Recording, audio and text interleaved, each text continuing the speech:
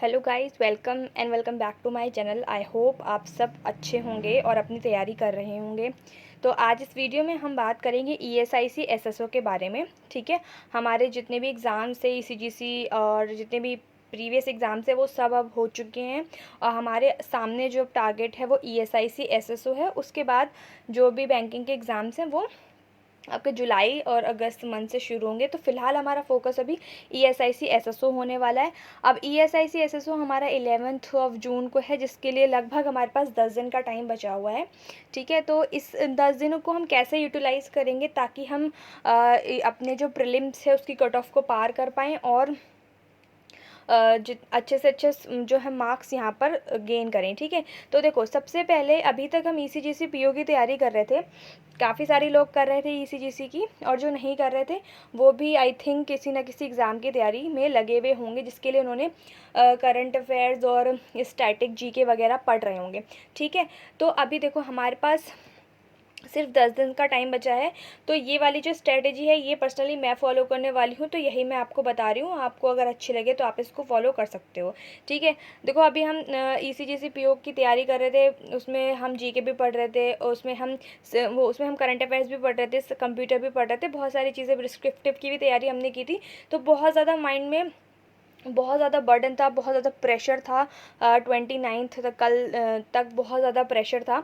तो अभी फ़िलहाल वो सारा प्रेशर जो है आई थिंक जब हमने एग्ज़ाम दे दिया तो वो रिलीज़ हो गया। मेरा तो हो गया, काफ़ी सारे लोगों का और हो गया होगा। ठीक है, तो अभी हमें करंट अफेयर्स, जीके, कंप्यूटर, इन सब के बारे में कुछ नहीं सोचना है, ना ही उनको अभी पढ़ना है। मेरी स्ट्रेटेजी तो यही है कि मैं अभी पूरे 10 दिन तक कोई भी करंट अफेयर्स को मतलब ऐसे नहीं पढ़ूंगी, रिलीजियसली फॉलो नहीं करूँगी। कैसे करूँगी वो मैं अभी आपको आगे बताऊँगी। ठीक है, तो बेसिकली हमारा जो एसएसओ का प्रीलिम्स है उसमें सिर्फ इंग्लिश, मैथ्स और रीजनिंग आनी है, जो कि आपका आईबीपीएस का पैटर्न रहता है प्रीलिम्स का, वही आने वाला आईबीपीएस पीओ क्लर्क का जो पैटर्न रहता है। ठीक है, 20-20 मिनट मिलेंगे आपको। सेक्शनल टाइमिंग्स है, सेक्शनल आपकी कट ऑफ भी जाएगी। तो हमें तीनों सब्जेक्ट को बहुत अच्छे से प्रिपेयर करके यहाँ पर जाना है। ठीक है, अगर बात करें सीट्स की तो 95 जो है अराउंड यहाँ पर सीट्स वैकेंसीज़ हैं और 1,07,000 जो है यहाँ पर फॉर्म भरे गए हैं। ठीक है, तो अब इन 10 दिनों में हमें ऐसा क्या करना है कि हम अपने आप को थोड़ा अपने आप को एक प्रोग्रेस दे सकें और हमारे अपने चांसेस जो हैं हम उसको बढ़ा सकें। ठीक है, तो इन 10 दिनों में हम लगाएंगे मॉक्स पर डे, एक मॉक लगाएंगे। ठीक है, एक मॉक को लगाने के बाद उसको हम अच्छे से एनालिसिस करेंगे और अच्छे से एनालिसिस करने के बाद जो भी हमारी वहाँ पर वीकनेसेस होंगी उन सारी वीकनेसेस को हम उस दिन, जैसे मान लीजिए मैंने आज मॉक नंबर 1 लगाया है, तो उस मॉक नंबर 1 को लगाने के बाद मैं थोड़ा रेस्ट लेने के बाद उस मॉक को अच्छे से एनालिसिस करूँगी। जैसे मान लीजिए मैंने इंग्लिश में कुछ क्वेश्चंस गलत किए हैं, तो मैं ये देखूँगी मैंने उन क्वेश्चंस को, अगर एरर डिटेक्शन में मैंने कुछ गलत किया है तो क्या गलती है मेरी, मैं उसको नोट डाउन कर लूँगी, ये मेरी गलती है। क्योंकि अगर आपने कोई गलती की होती है उसको अगर आप नोट डाउन कर लेते हो तो आगे आने वाले टाइम में ऐसा चांसेस रहता है, वो आपकी मेमोरी में फिक्स हो जाता है कि हाँ ये गलती मैंने पहले की थी। ठीक है, क्योंकि वो आपने नोट कर लिया तो वो डबल तरीके से आपके माइंड में सेट हो जाएगा और आप आगे चल के वो जो है मिस्टेक नहीं करोगे। तो मैं यही स्ट्रेटेजी फॉलो करने वाली हूँ। मॉक दूंगी एक दिन का, उसी दिन एनालिसिस करूँगी और उसी दिन सारे पॉइंट्स नोट कर लूँगी, जितनी भी मेरी मतलब यहाँ पर मेरे जो वीकनेसेस होंगी। मान लीजिए अगर क्वांट में आपको अप्रॉक्सीमेशन सिंप्लीफिकेशन करने में मतलब ज़्यादा देर लग रही है, तो आपको उसके शॉर्ट ट्रिक्स सीख लेनी है कि कितना परसेंट को कितना परसेंट लिखते हैं। मान लीजिए 25%, आपको नहीं पता 75% को क्या लिखते हैं। ठीक है, तो आप ये देख लीजिए 25% को क्या लिखते हैं, 1/4 लिखते हैं, 20% को 1/5 लिखते हैं, या फिर जो पॉइंट में परसेंटेज दी होती हैं उनको क्या लिखते हैं। तो ये चीज़ें हैं। ठीक है, और मान लीजिए आपको किसी का क्यूब नहीं याद है, किसी का आपको स्क्वायर नहीं याद है, तो वो जब आप एनालिसिस करते रहोगे तो उसको आप नोट डाउन करते रहोगे तो आपको पता चलता रहेगा कि आपको क्या क्या नहीं आता है। तो उस चीज़ को आप क्या नोट डाउन करते जाओगे, नोट डाउन करने के बाद उस पर वर्क करोगे। ठीक है, आप कोई और अलग से स्ट्रेटेजी बहुत हार्ड एंड फास्ट नहीं रहने वाली है इसमें, क्योंकि जब तक आप अपने आप को टेस्ट नहीं कर, आप जब तक आप मॉक नहीं दोगे तब तक आप नहीं अपने आप को टेस्ट कर पाओगे कि आप कहाँ स्टैंड कर रहे हो। ठीक है, क्या क्या गलतियाँ हैं, क्या क्या आपके अंदर वीकनेसेस हैं और क्या आपका स्ट्रॉन्ग पॉइंट है। ठीक है, तो एक दिन एक मॉक एनालिसिस एंड उसके बाद अपनी वीकनेस पे वर्क करना है, ठीक है। और रही दूसरी बात आपकी एक इम्पॉर्टेंट चीज़ और है जो कि है इंग्लिश।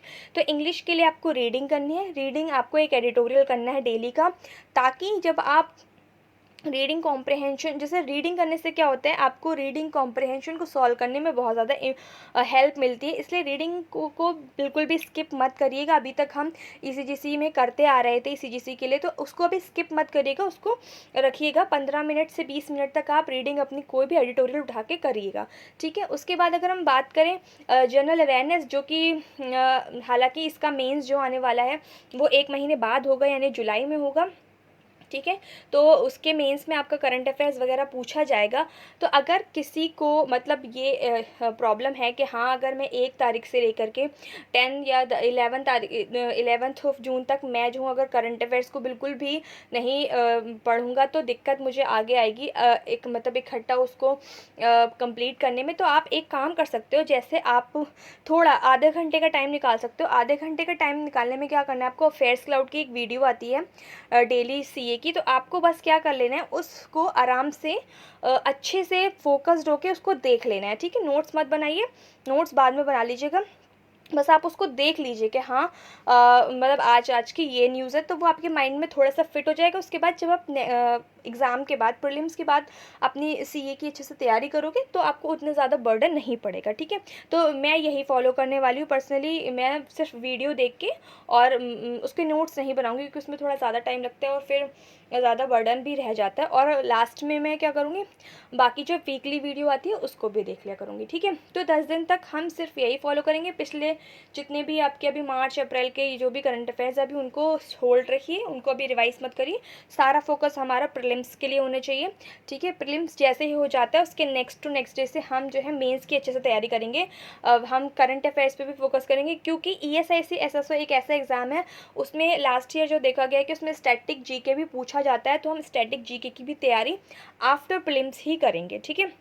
आफ्टर प्रीलिम्स हमारे पास 1 महीने का टाइम होगा, हम जीए की और करंट अफेयर्स जो भी आपका स्टैटिक जीए है और करंट अफेयर्स की तैयारी अच्छे से उसमें करेंगे, ठीक है। तो ये मेरी स्ट्रेटेजी रहने वाली है।